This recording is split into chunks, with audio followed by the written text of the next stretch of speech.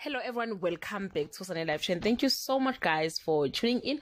Well guys, I'm back again with Mzazi Soap Histories and to talk about Skeem Saam guys. After so much hate between Lehasa and MaNtuli, kubonela sengazi ukuthi uMaNtuli uyathamba manje. On the previous episode, uMaNtuli and his brother went to Johannesburg beyolanda uPretty from uLehasa and they were convinced guys ukuthi bazobuyela naye emuva uPretty. But Lehasa managed to calm MaNtuli down and explain the reason why he paid lobola for uKwezi. Phambi kwakhe futhi uKwezi he chose uPretty and wacela ifamily kaPretty to give them their blessings. By the look of things guys, uMaNtuli is starting to accept ukuthi indodana or indodakazi yakhe iyamthanda uLehasa. So guys, uLehasa naye wamdlala kuMaNtuli ngendlela amdlale ngakhona and he gave credit to her ngendlela amkhulise kahle ngayo uPretty.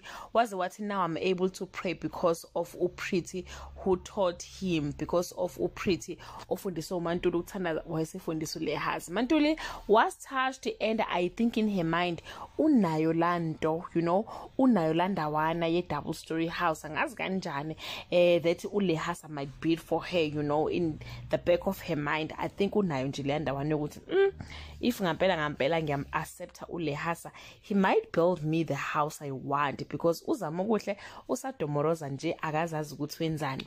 Fans' biggest worry guys is Lehasa's court case. What if he get arrested and rot in jail?